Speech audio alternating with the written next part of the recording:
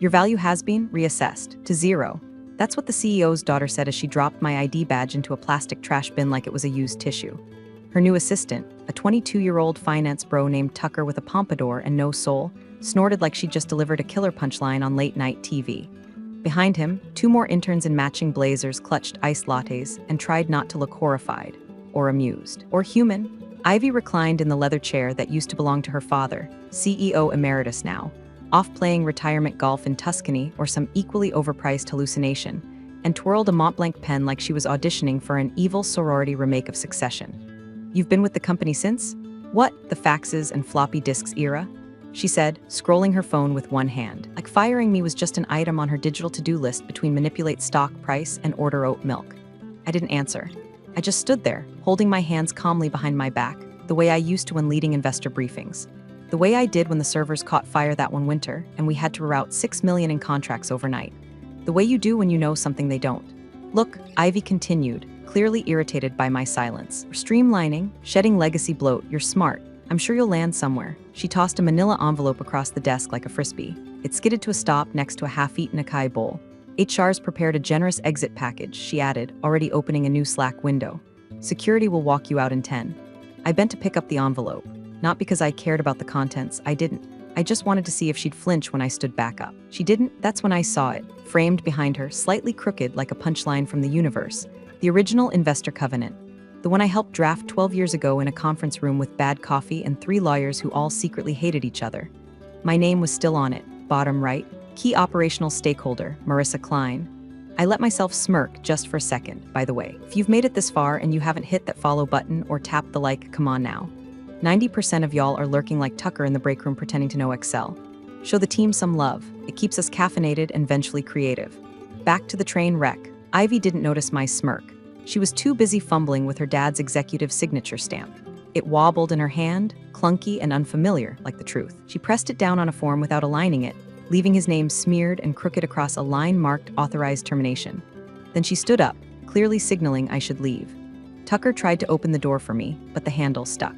I opened it myself, just like I had opened the last 5 compliance renewals, the last 4 strategic partnerships, and the back door to our biggest investor when our CFO botched a Q4 forecast. I walked out without turning back, didn't say a word, didn't grab the gratitude basket HR had perched like a landmine by the elevator. Just kept walking out of the building into the sun, home, where my encrypted archive sat waiting, purring like a cat full of claws. I kicked off my shoes, poured a glass of wine, and logged into the vault. Version 3.7. Covenant fully redlined, my name, my clause, my hammer. I picked up my phone, scrolled to Anderson Counsel, and hit call. "Activate the file," I said. Version 3.7. There was a pause on the other end. Then Anderson just said, "Understood." Because unlike Ivy, he did read the footnotes. HR waited for me by the elevator with all the fake warmth of a hotel concierge who knows you tip $2 on a 5-night stay. "Miss Klein, we just want to say thank you for your many years of service," chirped the woman, Rita, maybe. Rachel, she'd only been there 6 months and still pronounced Klein like clean. In her hands, she held the infamous gratitude basket, an overpriced wicker coffin stuffed with caramel popcorn, stale biscotti, and a coupon for a massage I would never use. I gave her a nod. No smile, no scene, just a nod that said, "I built this place while you were still learning how to schedule Outlook meetings, sweetheart." I didn't touch the basket. As the elevator doors slid shut, I caught a final glimpse of Ivy behind the glass wall of her father's old office, legs crossed, headset on, probably narrating some airheaded reorg vision to our clueless junior team. She didn't glance up. Of course she didn't. People like Ivy don't look at you after they think they've erased you. Let her enjoy it. The ride down to the lobby felt like descending through layers of noise-canceled bullshit, buzzwords, branded values, Slack emojis. By the time I hit the revolving doors, it was all silent, crisp, final. I went home, kicked off my shoes, opened a bottle of that dusty Cabernet I'd been saving for the day I either retired or snapped. I figured this counted as both. Then I powered up my personal workstation. Not the work laptop, I left that on the desk untouched. This was the real gear, my vault, my archive. The encrypted server that had lived quietly beneath my kitchen sink since the first time a board member tried to override compliance in 2014. I'd built it out of habit, out of caution, out of the gut instinct that the real danger wasn't a hostile takeover, it was Ivy with a printer and a blank agenda. Password accepted. Biometric scan confirmed. The interface flickered on, clean as ever. I navigated to my legal folder and opened the most recent copy of the funding covenant. There it was. Same clause, same font, same signature from the managing partner of our lead investor. Marissa Klein, designated material personnel, clause 14C. I scrolled to the margin notes. The last redline comment from Anderson, my attorney, still sat there. Any involuntary termination triggers breach remedy. Mandatory investor notification required within 72 hours. I leaned back, remembering the exact day we wrote that clause. Flashback to 6 years earlier. Conference room A302. My hair was longer then. The fund's lawyer, Blake, wore mismatched socks and drank espresso like it was holy water. He didn't trust our CFO. I didn't trust our CEO. So we compromised in writing. If they ever try to cut you out, he said, tapping his pen on the draft, this clause guarantees consequences. I'd laugh then. You think they'd be that stupid? He looked at me like I just asked if water was wet. They're executives, he said. Eventually, yes. I closed the file, let that memory fade, and picked up my phone. Anderson answered on the second ring. No hello, just silence, the kind that means he's already reading the situation. Activate the redline file, I said. Version 3.7. Pause. Understood, he said. No questions. No small talk, just execution, because that's what the real professionals do. While Ivy and her espresso interns were busy gamifying leadership, I had built an entire career on knowing where the bodies were buried and exactly which footnote would resurrect them.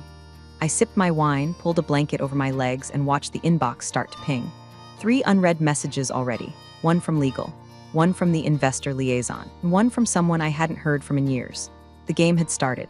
I hadn't moved a single piece, and already they were scrambling. It took less than 48 hours for Ivy to start tap dancing on my grave. She posted a company-wide Slack announcement titled Phase 1, Operational Evolution, complete with a fire emoji, a lightning bolt, and a headshot of herself holding a mug that said Boss Babe. I nearly choked on my cereal when a former colleague forwarded it to me. This week, we begin streamlining legacy bloat and energizing our workflows, she wrote, as if she hadn't just booted the woman who was the workflow. Please welcome Leila Montclair as our new head of operations. Leila brings a fresh vision, an elite MBA, and an exciting lens on modern productivity. Leila, Jesus Christ. Leila was her bestie from grad school, a woman who once brought margaritas to a strategy offsite and referred to due diligence as Debbie Downer energy. Her previous experience? A 2-year stint at a lifestyle brand that sold Bluetooth-enhanced yoga mats. She listed vibes as a leadership value on LinkedIn. By noon that day, the junior managers were in open panic mode. I got the text almost instantly. Hey, do you know where the supplier compliance tracker lives? Can't find anything post Q2. Did you submit the EU cross-border forms? Legal's asking. Wait, who handles the funding traceability log now? I didn't respond. Let them sit with it. By Friday, someone had tried to duplicate my access templates and locked the internal server. The audit portal kicked back 4 incomplete filings. A Slack thread labeled Urgent Ops Escalation Fire exploded with questions, none of which had answers.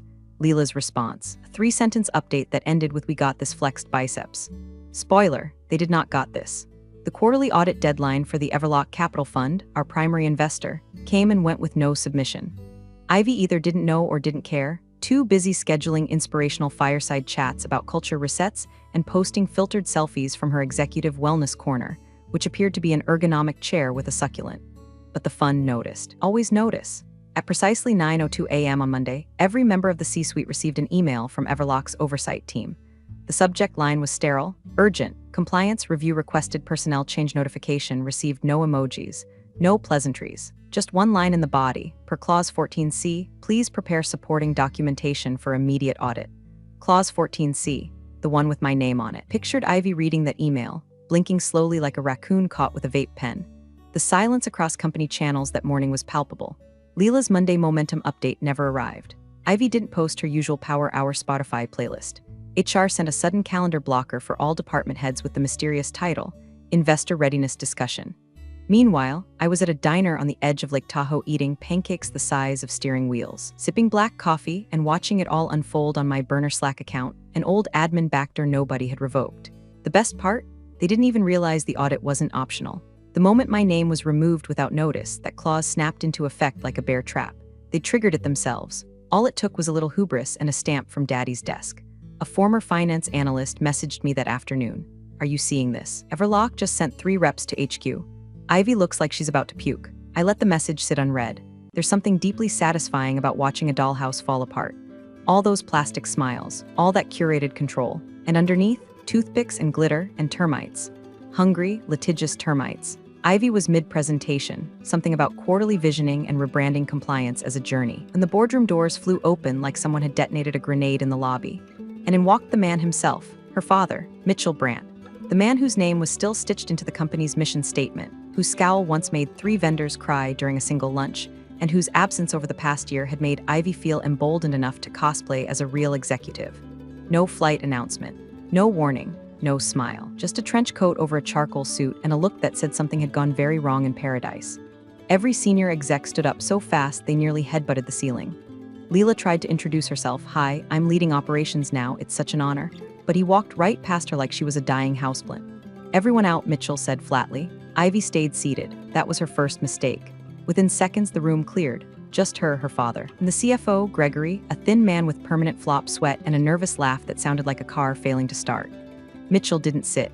He just stood at the head of the table, knuckles on the wood like he was bracing to flip it. "What the hell is going on?" he asked. Gregory swallowed so hard it was audible through the door. "There's been a triggering event," he said, voice shaking. "The Covenant, Clause 14C. Mitchell's eyes narrowed. "What the hell is Clause 14C? Ivy shifted uncomfortably in her chair, her lips twitching like she wanted to interrupt but hadn't figured out how to sound confident while doing it. Gregory looked like he was about to cry. She fired Marissa." The words hit the air like a gunshot. Mitchell didn't blink, didn't even breathe, just stared. "Then you fired who?" His voice ricocheted off the glass walls, down the hallway, and probably into the parking garage. People flinched outside. Someone in HR dropped a coffee mug. Ivy opened her mouth, closed it, opened it again. She was slowing things down, legacy mindset. "We're pivoting," and Mitchell slammed both palms on the table. "Did you read the funding agreement before you gutted your backbone?" "I'm the CEO now," Ivy snapped, defensive. "It's my call." "No, you're the interim CEO. And this company is still bound to Everlock's investor controls, which you clearly didn't bother to learn before playing corporate Hunger Games." He turned to Gregory. "Pull the original covenant," he barked. "Now, full version, not the summary Ivy had her intern paraphrase into bullet points." Gregory scrambled like his chair was on fire. Within seconds, he was back with a thick red folder, trembling slightly as he placed it on the table. Mitchell opened it. His eyes scanned the pages with surgical precision, flipping through clauses until he landed on the one that mattered. Clause 14C, he read aloud. "Designated material personnel, Marissa Klein. Termination without investor consultation constitutes breach of agreement, enforceable by asset forfeiture or immediate control assumption." He looked up slowly. "Do you know what that means, Ivy?" She crossed her arms. "It means they'll bluff. They always do. They're already here. 3 Everlock auditors in the damn lobby, and a formal notice of compliance breach on my phone." Mitchell picked up the folder, waved it like a warrant, and hissed, "Do you have any idea what you've just cost us?" Ivy's mouth opened, but no sound came out. Outside the room, employees stood frozen, pretending not to listen but hanging on every syllable. The kind of silence that only comes right before a company changes hands or burns down. Mitchell turned to Gregory again. "Get legal. The real team, not whatever startup clowns she's been hiring. We need to know exactly how screwed we are." He looked once more at his daughter. This time, no rage, just disbelief. "Jesus, Ivy, you just handed the keys to a nuke and press launch because you thought it was a TikTok filter." The boardroom was still smoldering from Mitchell's explosion when the real fire walked in. No knock, no assistant, no announcement, just the dull click of polished shoes on tile, and then the sudden, surgical appearance of a man in a slate gray suit holding a leather portfolio like it contained a death sentence. Because it did. "Hello, everyone," he said, tone so dry it could sand wood. "Brandon Fields, lead auditor, Everlock Capital." The air went heavy. You could feel it, the oxygen had changed. Mitchell straightened in his seat. Ivy, caught halfway through dabbing her eyes and reapplying lipstick, pasted on a frozen smile like she thought she was hosting a charity brunch. "Oh, Brandon, of course," she said, rising. "We were just reviewing the..." He didn't shake her hand, didn't even glance at it. Instead, he walked calmly to the head of the table, Mitchell's spot, and placed a thick, dog-eared document squarely in the center. The original funding covenant, marked up in red ink like a teacher grading the world's most expensive group project. He tapped the page. One name underlined, highlighted, bolded: Marissa Klein. "This clause," Brandon said, voice even, Clause 14C, material personnel designation, triggered automatically upon involuntary termination without investor advisement. Ivy opened her mouth, but Mitchell raised a hand. Brandon continued. "Per terms of contract, your firm has 72 hours to either reinstate Miss Klein in full capacity or settle the breach penalty." He looked directly at Ivy now, not blinking. "Failure to do either will result in immediate enforcement of seizure protocol. We've already pre-authorized it, just in case." Silence. Mitchell's jaw flexed once. Gregory, the CFO, looked ready to vomit into his tie. Ivy tried to speak again, but her voice caught somewhere between "we" and "didn't know." Brandon ignored it. "We've also frozen draw access from Everlock managed funds pending resolution," he added. "We've issued a provisional hold on your Series D release. The clause's language is quite clear. Any removal of designated stakeholders nullifies active funding agreements until corrective action is taken or penalties are paid in full." Then he finally looked around the table, gaze slicing through each executive like a scalpel. To be clear, he said, this isn't a negotiation.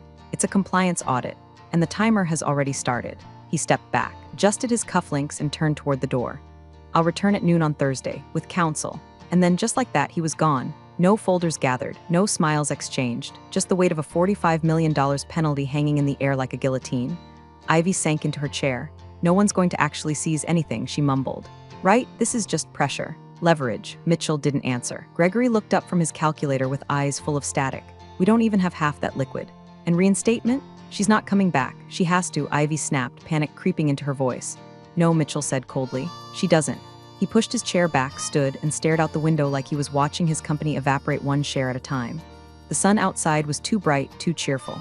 Inside the boardroom, the lights felt like interrogation bulbs, and on the table, Marissa's name glared up from the paper, silent, unshakable, and suddenly more powerful than anyone in the room. They hadn't just fired her. They detonated their own foundation. And now they were standing in the rubble, waiting for the roof to fall. By the time legal shuffled in, the boardroom had devolved into the verbal equivalent of a bar fight in a yacht club. Ivy was pacing in heels too high for crisis management, waving her arms like she was trying to swat the blame out of the air. I had the right? She kept insisting, voice cracking with each repetition. I'm the acting CEO. Personnel decisions fall under my jurisdiction. Mitchell sat silent in the corner, arms crossed so tightly it looked like he might implode. He hadn't spoken since Brandon left, just stared at a hairline crack in the marble table like it was a metaphor. Gregory had given up pretending to calculate anything. The CFO just sat there, ghost white, fiddling with his wedding ring and muttering numbers to himself. Enter Rachel Yoon, general counsel. Smart, sharp, always impeccably dressed in a way that screamed I billed 400 hours last month and slept in a Tesla. She walked in clutching a laptop and a binder and a coffee she hadn't touched. We believe, she began, voice steady, there's room for interpretive flexibility in the material personnel clause.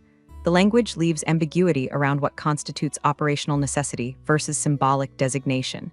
If we frame Marissa's role as non-essential, we can, her sentence stopped midair. Because right then, everyone's phones buzzed at once. One email from David Shaw Everlock, counsel subject. Covenant Addendum Compliance, Marissa Klein, attachment. Signed Annex 2021 reaffirmed clauses PDF. The attachment was a time bomb. Mitchell opened it instantly, projected it onto the wall with the subtle fury of a man done playing nice. There it was. Clause 14C remains enforceable and binding through all fiscal periods. Reviewed and reaffirmed in 2018, 2019, 2020, and 2021. Signatories: Mitchell Brandt, CFO Gregory Lin, legal counsel Rachel Yoon, investor rep David Shaw. Rachel visibly swallowed.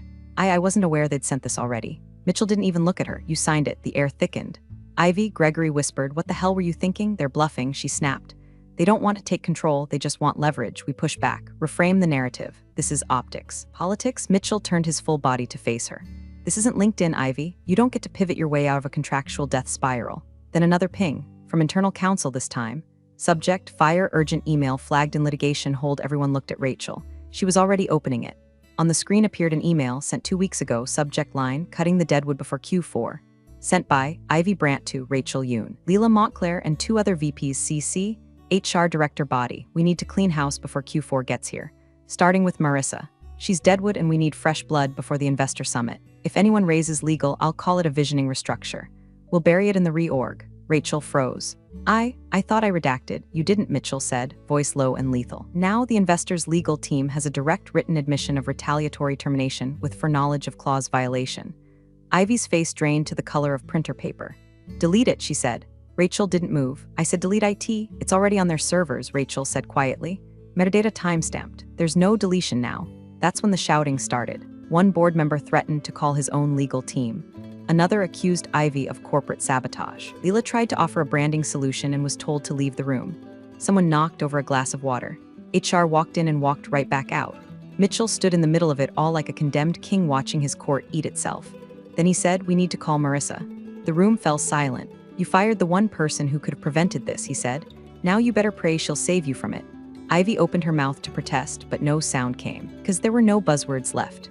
No reorgs, no hashtags, just consequences and clocks ticking, and a door that was no longer locked because the person who held the keys was already walking away from the building. At precisely 8:03 a.m. on Thursday, the breach notice arrived. No preamble, no phone call, Just an envelope hand-delivered by a courier in a dark suit who didn't bother to make eye contact. Inside, 3 crisp pages on Everlock capital letterhead and a single cover note stapled to the front. This letter serves as formal notice of material breach under Clause 14C of the Funding Covenant. Please prepare for transition procedures effective immediately, pending resolution within the grace period outlined below. Attached was the grace period summary. 72 hours. It expired in 50 minutes. The boardroom sat in eerie silence. Phones flipped over. Coffee cups abandoned. The only sound was the soft hum of the HVAC system and the subtle scratching of the CFO's pen as he tried fruitlessly to make numbers add up that simply wouldn't. Mitchell didn't sit. He stood at the window, arms behind his back like a general watching a city burn. His eyes didn't blink. His jaw didn't move. And when Ivy finally stood to speak, it was the first time anyone had looked directly at her in hours. "Dad," she said, "you have to fix this." No one called him that. Not here. Not ever. It was a personal plea in a professional graveyard, and it hung in the air like a prayer wrapped in desperation. Mitchell didn't respond, didn't even turn around. "I made a mistake," Ivy said louder now. "Okay, I get it. I overstepped. But you have to talk to them. You have history with Everlock. Pull something, call in a favor, make it right." She was crying now, mascara starting to betray her as much as her judgment had. No one moved to comfort her, because this wasn't a family fight anymore. This was survival. Then Brandon Fields entered, same suit, same face, same dead-eyed calm. He walked to the end of the boardroom table and placed a black binder on the surface. Opened it with surgical precision. Inside, a formal transition packet, fully tabbed with signatures already filled on their side. "I'll be brief," Brandon said. "We are at the end of your remediation window. For the breach protocol, Everlock requires one of 2 actions to occur now." Everyone leaned forward instinctively. "Option 1, he said, wire $45 million to the attached routing information to satisfy the covenant breach penalty in full." He paused. "Option 2, surrender operational control per the forfeiture clause. Immediate effect. Everlock assumes direct oversight until further notice." Ivy's mouth opened, but Mitchell's voice cut through first, quiet, gravelly, final. "How long do we have to make the transfer?" Brandon glanced at his watch. 7 minutes, the room went still. Not tense, paralyzed, like a deer not even trying to outrun the headlights anymore. All eyes turned to Gregory. The CFO looked like he'd aged a decade in 3 days. His fingers twitched as he fumbled for his tablet. After a long moment, he looked up and said, barely audible, "We can't cover it, not even close." "How close?" someone asked. Gregory laughed. "Strange, broken sound. Try 27 million short, and that's if we gut R&D and default on payroll." Silence again. Brandon nodded once. He didn't look satisfied, just efficient. "Then Everlock will assume control," he said, as stipulated. He pushed a folder toward Mitchell. "Sign there, acknowledgement of transition." Mitchell didn't move, his face was unreadable. But his hand eventually reached forward, slow and deliberate. Ivy lunged across the table. "No, we can still fix this. I'll call Marissa. I'll double her offer, triple it, she's not vindictive." "She won't, she already declined," Mitchell said without looking at her. The weight of that sentence broke something in Ivy. She crumpled back into her chair, hands shaking. Brandon gathered the signed page and closed the binder. "Everlock will begin immediate deployment of transitional personnel," he said.